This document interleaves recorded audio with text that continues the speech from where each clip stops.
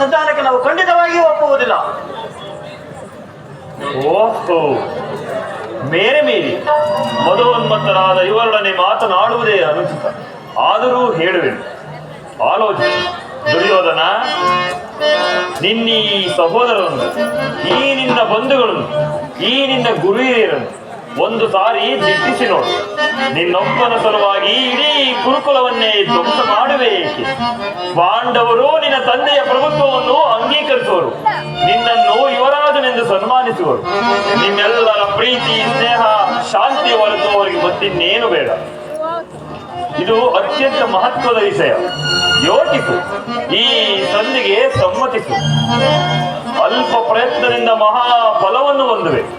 ಶತ್ರುಗಳು ತಲವಾಗಿ ನಿನ್ನಲ್ಲಿ ಕ್ಷಮಾಭಿಕ್ಷೆಯನ್ನು ಬೇಡುವರು. ಮಿತ್ರರು ಪುಲಕಿತ ಗಾತ್ರರಾಗಿ ನಿನ್ನನ್ನು ಆಲಂಗಿಸುವರು. ಈ ಸಾಮ್ರಾಜ್ಯ ಶಾಸನವು ನಿರಾಯಾಸವಾಗಿ ನಿನ್ನ ಕೈ ಸೇರುವುದು. ಪಾಂಡುನಂದನರೊಡನೆ ಸಮಾನ ಭಾವದಿಂದ ಪ್ರಜಾಪಾಲನೆ ಯಜ್ಞದಲ್ಲಿ ದೀಕ್ಷಿತನಾಗು. ಆಗ ನೀನು ವಿಶ್ವ ಜಗತ್ತಿನಲ್ಲಿ ಅಪ್ರಮಿತನೆನಿಸುವೆ. ಮಾನವ ಲೋಕವು ನಿನ್ನನ್ನು ಆದರ್ಶ ನರಪತಿಯಿಂದ ಹೊಗಳುವುದು. ಪಾಂಡವರಿಗೆ ತಮ್ಮ ರಾಜ್ಯದ ಮೇಲಿನ ಹಕ್ಕನ್ನು ಒಪ್ಪಿಕೊಳ್ಳದಿದ್ದರೆ ಹೋಗಲಿ, ಅವರ ಈ ಇಷ್ಟಾರ್ಥವನ್ನಾದರೂ ನೆರವೇರಿಸು. ಈ ಸಂಧಿಗೆ ಸಮ್ಮತಿಸು. ದಾನವ ವಿಜಯಿಯಾದ ಯದುಪತಿಯು ಕೇವಲ ಪಾಂಡವರ ಪರವಾಗಿಯೇ ಅಲ್ಲ, ನಿಮ್ಮ ಪರವಾಗಿ ಮುಂದೊದಗುವ ಭೀಷಣ ಯುದ್ಧದಲ್ಲಿ ಮಾನವ ಕೋಟಿಯನ್ನು ಉದ್ಧರಿಸುವ ಸಲುವಾಗಿ ನಾನು ನಿನ್ನಲ್ಲಿ ಸಂಧಿಯ ಭಿಕ್ಷೆಯನ್ನು ಬೇಡುತ್ತಿರುವೆನು. ಭಿಕ್ಷಾ ಪ್ರದಾನ ಮಾಡು ಕೊರವೇಶ್ವರ, ಭಿಕ್ಷಾ ಪ್ರದಾನ ಮಾಡು.